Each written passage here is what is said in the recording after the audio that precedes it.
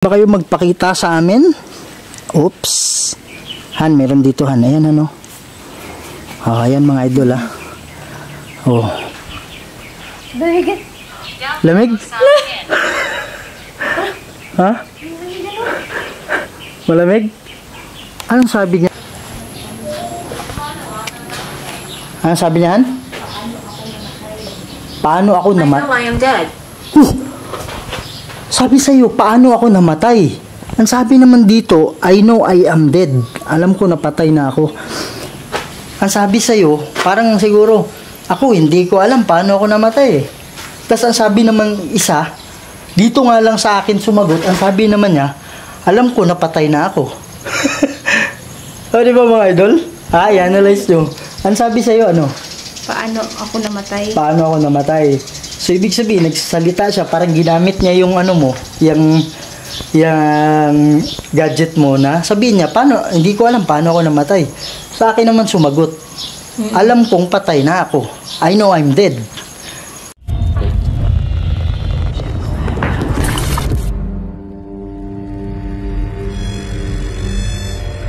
May mga bagay dito sa mundo na hindi kayang ipaliwanag.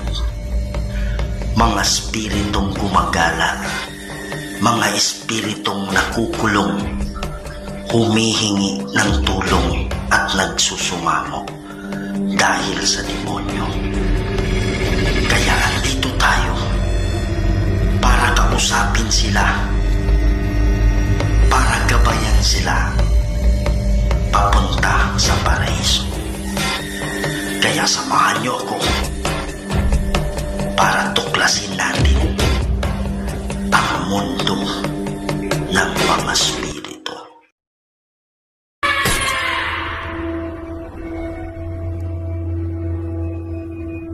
Hello mga idol, Kuya Red here. At andito na naman tayo para gumawa ng investigation dito po sa sementeryo dito sa Norala. Okay, so grabe mga idol, no, meron nakapag-message kasi sa atin na ito daw parte ng sementeryo na to. Itong parte na to. Okay? Diyan sa likod natin dito.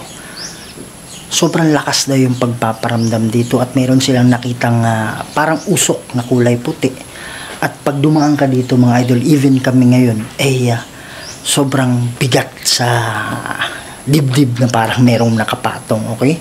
So gagamit tayo ng mga equipment natin ngayon para makipag-communicate sa kanila at tingnan natin kung totoo ba yung sabi-sabi na merong nagpapakita na nakaputi, kung magpapakita sa atin ngayon, at gagamit tayo ng spirit box para makausap natin sila. So hindi tayo nag-isa dito mga idol, kasama natin si Aloha Ghost Adventures. Hello mga idol, samahan nyo kami ngayon na i-explore itong area na ito. At sa hindi pa nakasubscribe dyan, please subscribe to my channel, Aloha Ghost Adventure. Huwag rin natin kalimutan, Kuya Red Ghost Adventure. Tara na mga idol. Yan mga idol, no? So, sa lahat ng Kuya Red family dyan, please don't forget to support the channel of Aloha Ghost Adventures. At sa hindi pa nakasubscribe sa channel ko, please subscribe to my channel, Kuya Red Ghost Adventures. Huwag niyo kalimutan i-share, ikalat natin mga idol para mas marami tayong mapasaya ng mga Pilipino, hindi lang sa Pilipinas, pati na rin sa ibang bansa.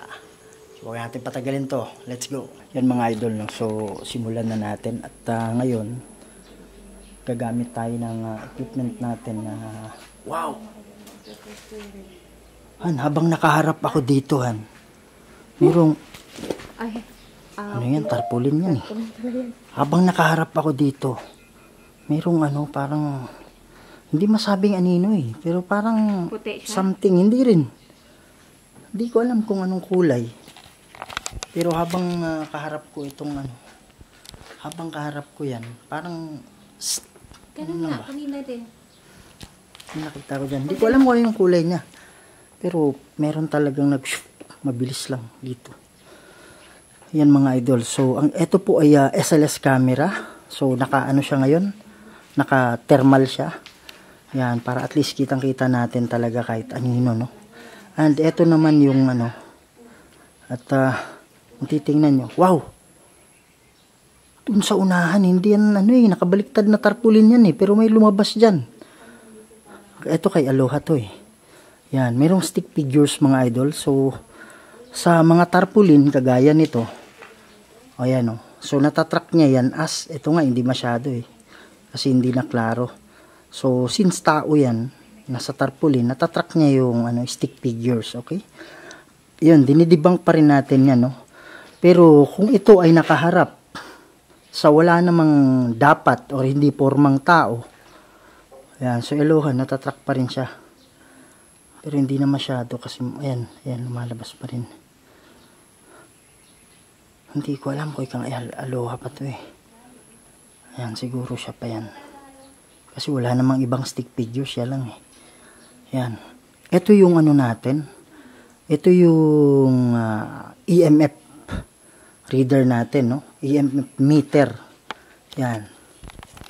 So, sabi nga ng mga expert, yung kaluluwa daw, static yan eh. Parang may kuryente yan na dala-dala eh. So, yung kuryente, kinukuha nila yun sa mga tao, minsan sa appliances, minsan dito sa battery, kaya mabilis mag-lowbat. Lalong-lalo na yung, kumbaga, kaluluwa na wala talaga siyang ka-energy, kukuha yan sa atin. Kasi yung energy, yun yung gagamitin niya para magpakita siya or gagalaw siya ng isang bagay, no? So, yung mga kaluluwa na nagpapakita, sobrang lakas ng energy niyon.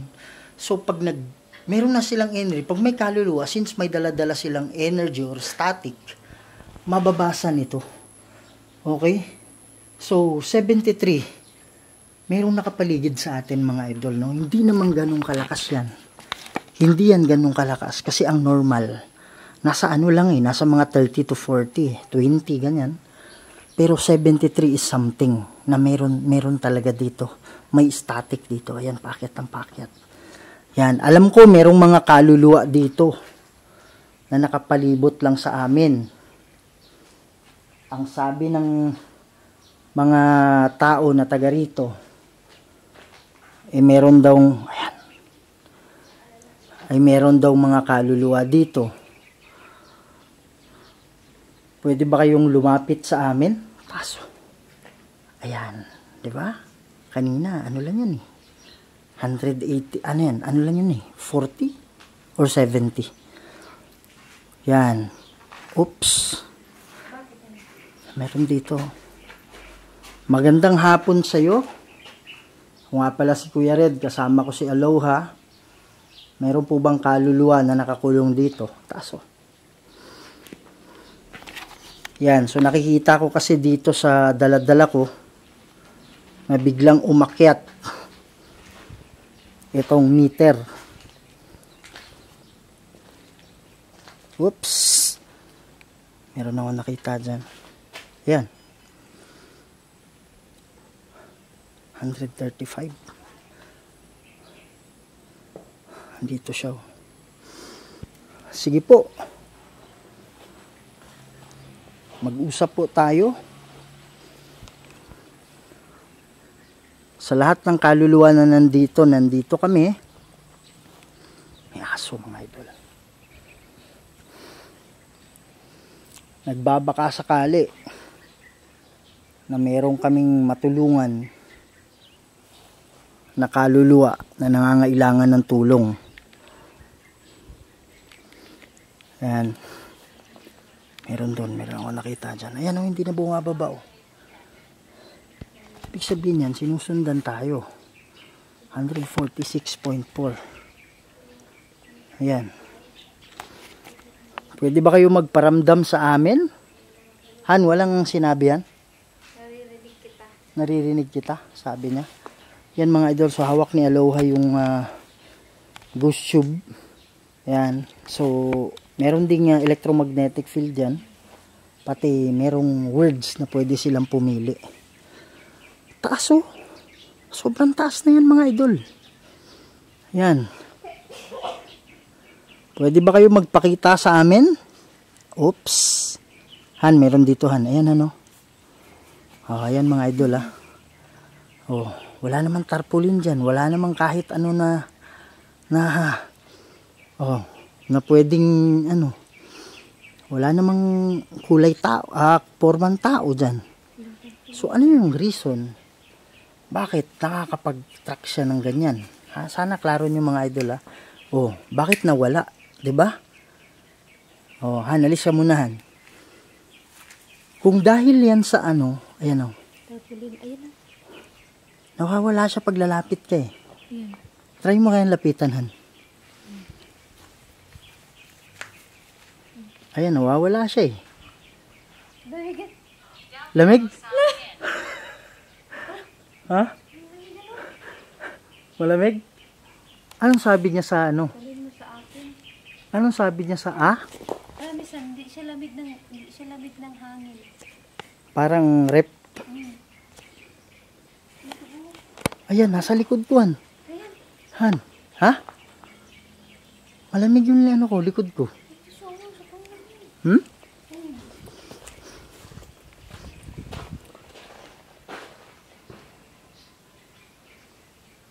Dito sa harap ng ano ko eh. Nasa harap ng mukha ko eh. Kaya nga, kakaiba di ba? Sige po, kung nandito ka, pwede ka pong salita. Pwede po kayong pumili ng salita dyan sa hawak-hawak ng asawa ko. Wow, nasa likod ko. Kanina meron sa likod ko. Ngayon meron din sa likod ko dito ngayon. Pwede mo ba akong yakapin? Lamig ng batok ko. Para ako nanghihina. Para ako inaantok. Kaya naman energy mo. Para ako inaantok ba nga idol? Para alam mo yung gusto mong humiga. Wala tayong protection prayer. Wala naman tayong naramdaman na ano. Mas malakas, sabi niya. Sabi niya mga idol, mas malakas. Anong ibig sabihin mong mas malakas? Lumipat. Lumipat, sabi niya. Sabi niya lumipat. Hindi ko alam kung klaro dito na po-focus eh. Sabi niya, sinong kumuha ng lakas ko? Ang lumipat. Parang humina yung... Para ako nang hina ah. Yan mga idol oh. Oh. Yan, Han, nandun siya ulit Han. Nandun siya ulit. Yan, dahan-dahan, wag kang ano. Hindi, wag kang umalis, lalapitan ka lang ha. Wag kang umalis, dahan-dahan, wag kang, dahan-dahan lang. Nawala na eh. Nawala na siya. Yung stick figure mo, ang tagal lumabas. Ari mo ba akong tulungan? Maaari mo ba tulungan? Sabi niya. Yan mga idol, sabi niya, maaari mo ba akong tulungan? Wala na. Wala na. Sige po. Ano ba yung pwede naming maitulong sa inyo? Kayo ba ay kaluluwa na nakakulong? Parang may Ha? parang may footstep dito. Yan o. Walang kahangin-hangin naman dun sa malayo eh. Sige po, anong Ano po yung tulong? Ayan, nandyan pa rin siya oh. kasayanan? Kayo po ba ay nakakulong? Bilangguan, sabi niya. Saan ka ba nabilanggo? Ayan, pumasok siya oh. Ayan, kanina lumipat siya dito. Diyan. As yan, wala na. Pero, malakas yung ano. Oo, ayun. Ayun siya. Ayan. So, ano ba yung pwede naming maitulong sa'yo? 145, mataas pa rin yan. 140.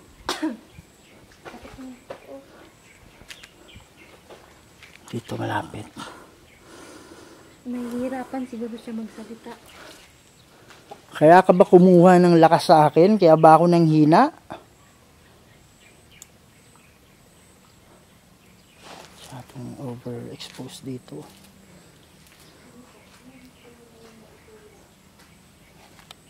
Sige po.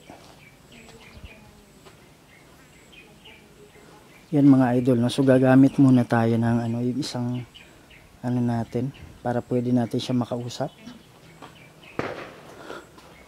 Para may nakita ako dyan, Han. Ha? Yan. Pwede ba kayong gumawa ng ingay?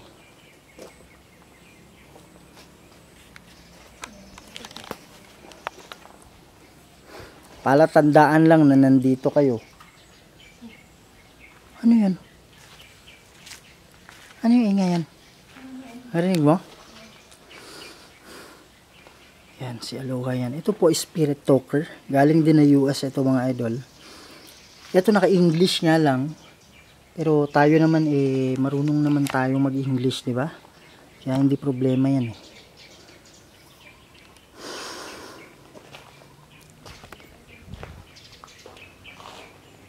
Yan.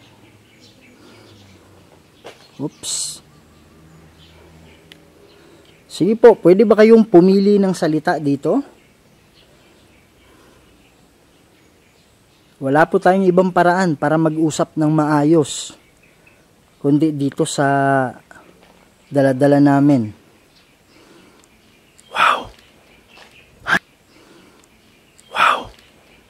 Han! Mga idol, hindi ko alam kung klaro sa camera. Pero dito parang may ano. Ha? Sabi niya ritual? Yan. Meron dito, Han, parang nag-echo siya. Alam mo yung bakal na parang tinitik konti? Tong dito sa loob. Yan mga idol.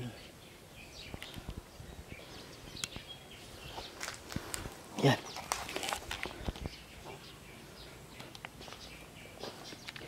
Sabi niya books.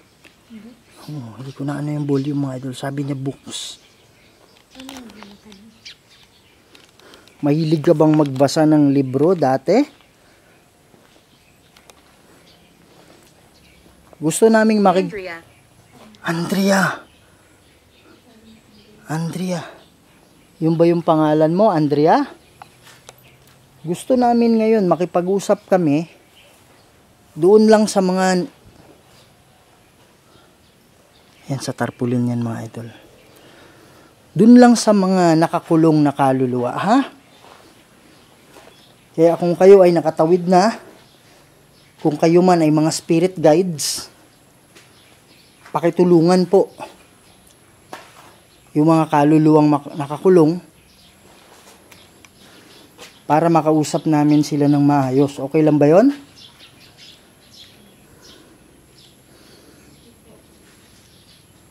Okay lang ba yung ganon? Ano sabi niya, Han?